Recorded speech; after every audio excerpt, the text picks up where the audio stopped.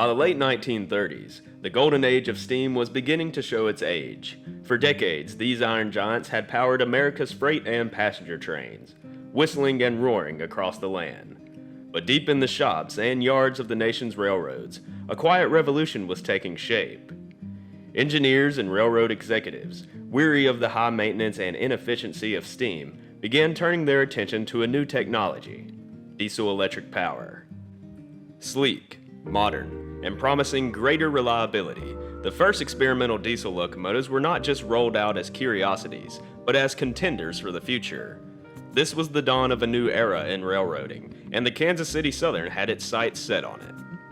Among the earliest and most successful diesel locomotives were the in-cab switchers, compact, rugged workhorses designed for the unglamorous but essential job of moving cars around yards and terminals. These new diesels were more efficient, easier to operate, and required far less maintenance. These switchers would quickly prove their worth. Railways across the country embraced them, not just as a test of new technology, but as practical everyday tools that saved time and money. In many ways, it was these humble switchers that laid the foundation for dieselization across the entire industry. Before we get started on this overview, I'd like to clarify that this video will primarily be focused on the KCS EMD in-cab switchers. There were several Alcos and a few Baldwins that wound up on the roster, but for those I highly encourage you to check out our previous video of the oddballs of KCS. With that out of the way, let's get right into it.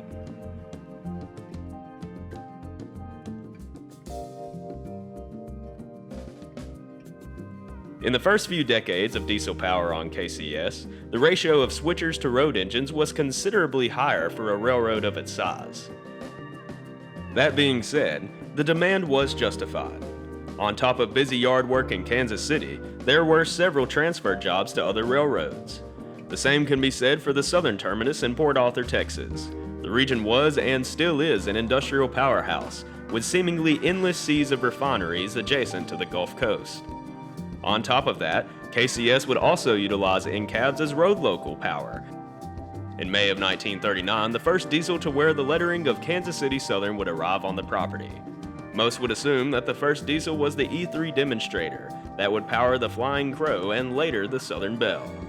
But 2 months before the E-Unit, a humble NW2 would make its debut on the railroad, number 1100. It was delivered in an often overlooked paint scheme in KCS history, a simple coat of black paint with white lettering and striping. This would be the standard paint scheme of KCS switcher locomotives until the white paint era. The NW2 would quickly gain favor, and several would be acquired in the early 1940s. The escalation of the Second World War would pause many railroads from purchasing new locomotives, so the KCS would have to wait until 1946 to purchase more NW2s. By the end of their tenure, the KCS and L&A would own a total of 37 NW2s. Builder photos of some of the NW2s show that they were originally delivered with shorter exhaust stacks, while the railway would later extend them. Experimentation would be conducted on several NW2s throughout their careers. For example, 3 of the NW2s would undergo rebuilds by Mid-America Car in 1982. While the primary purpose was to upgrade the horsepower to 1250, there were several other modifications. While the cab would be left untouched, the radiator would be significantly enlarged with fans similar to that of a Jeep. This larger housing would require the hood to be raised another foot. Overall, the rebuilds weren't as successful as hoped. KCS did not see the expensive improvement significant enough to justify rebuilding the rest of the fleet. Crews were also displeased with less visibility from the cab. Number 1219 received a few modifications as well. While the coat of Deramus red was uncommon for this model, you will notice a few other adjustments, such as a single beam headlight and spark arresters that were common on Canadian railways. Despite newer switcher locomotives arriving to the scene, the NW2s would faithfully serve for decades. The 1980s would come along, and a majority of these vintage motors would be retired and scrapped. A select few would see chances for a second life as they were sold off to other companies. Ironically, the 1100 would be rebuilt into a slug to assist operations in Kansas City. Just around the same time that production of the NW2 concluded, the new SW7 model was beginning to emerge. While only produced for 2 years before the introduction of the SW9, 489 SW7s were built for American and Canadian railway use. 16 SW7s would be purchased within the company, the first 10 on the KCS accounts, and the following 6 on the L&As. These motors were used in yard service as well as road locals such as runs from Heavener to Fort Smith. The SW7s would suffer the same fate as the majority of the NW2s. As the 80s came along, they would be retired and most would be sold off for scrap. The incoming second generation of switcher diesels that worked alongside the first gens would soon completely take over. Arriving to KCS rails in November of 1966, in the now standard white paint scheme, the SW1500 would have a long tenure on the railroad, with some even outlasting KCS itself.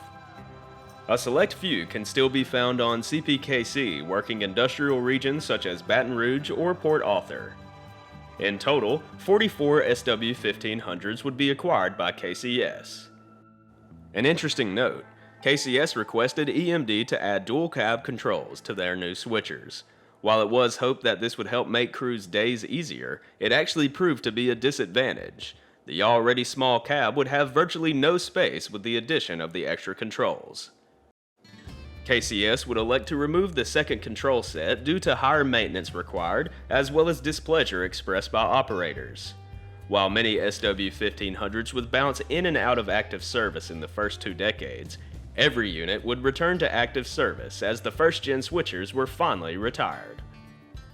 While most know KCS number 1 as the F unit that leads the business train, there once was a switcher assigned that number. KCS-1 was originally built for the failed Howe Coal Company. It would not receive those all too familiar red KCS letters on the side, and it was not in the white paint scheme. It was actually in a light mint green scheme.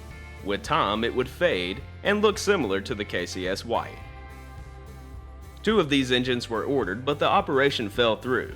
The coal company was an attempt to revive coal mining operations near Howe, Oklahoma.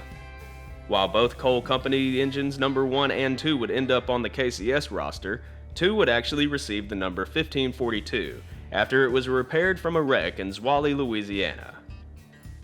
As production ceased for the SW1500, EMD's newest switching model would enter the scene. The MP15 would be considered a road switcher in the eyes of EMD.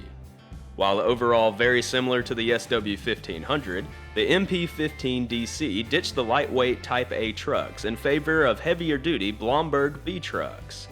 In 1975, KCS was weary of the expense that came with purchasing GP38-2s to replace the older GP7s and 9s. In hopes for a cheaper alternative, 4 MP15DCs were purchased, with a 5th being bought second-hand later on. These would be the final switchers that the KCS would ever purchase. While several of the Class 1s have disregarded the switcher, CPKC still has their KCS inherited end cabs in active duty in select locations.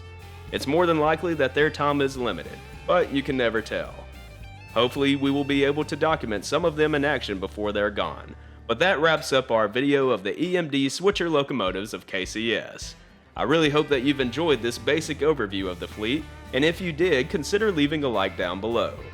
Until the next time, my friends, I will be seeing you somewhere out there along the rails, and as always, thanks for watching.